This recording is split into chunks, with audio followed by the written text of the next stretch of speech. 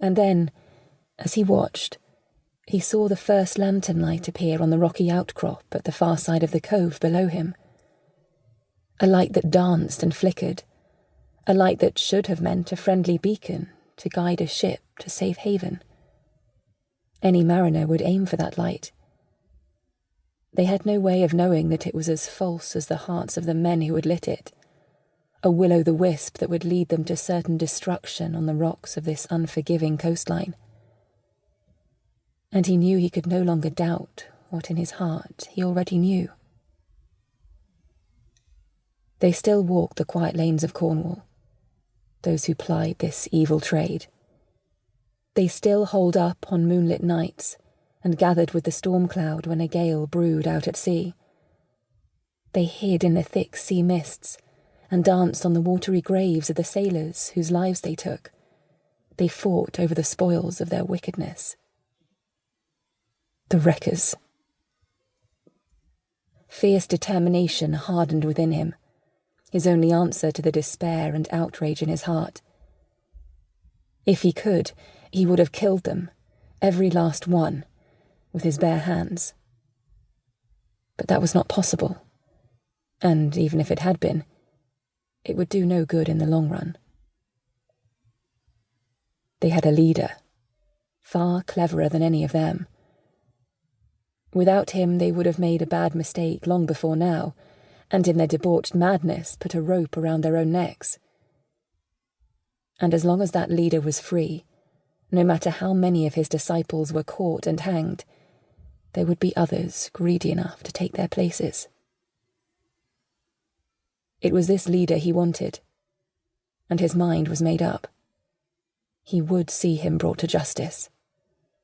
A justice that would avenge the poor souls who had died already, and ensure a safe passage for those who came this way in the years to come. Looking at the false, winking light, listening in vain for the mournful clang of the bellboy, he vowed it. Smuggling was one thing. It was carried out the length and breadth of Cornwall and far beyond, and the worst that could be said of it was that it was illegal, and that it sometimes gave rise to the greed that spawned this other, evil business.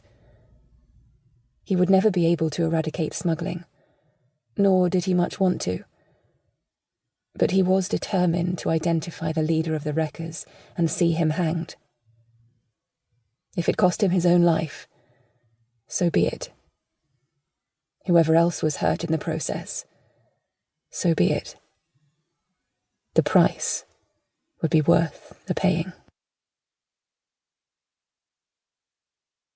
Chapter 1.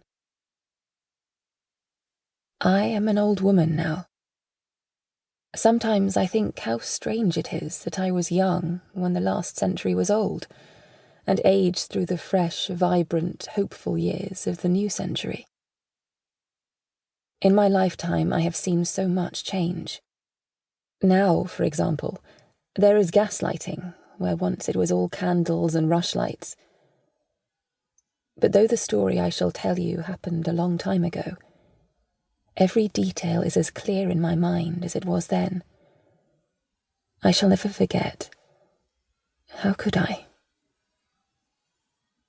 The story is my story, but it is also Julia's story. A good deal of what happened to her was not known to me until much, much later. But I shall tell it to you as I now know it, little by little, so that you can make sense of the incredible events that took place. Where to begin? Well, I suppose, at the beginning. And for me, the beginning was the dream. From the time of my earliest memory, there was the dream, and it was always the same. There was a house, a great house, built of Cornish granite, with creeper covering the walls between the tall, narrow windows and shuttered attic rooms. It faced the sea, a rocky cove where the waves tugged ceaselessly at the shingle. But on every other side, and above it, the thickly wooded valley closed in, so that even when the sun shone it was in deep twilight, a dark green world where no bird sang.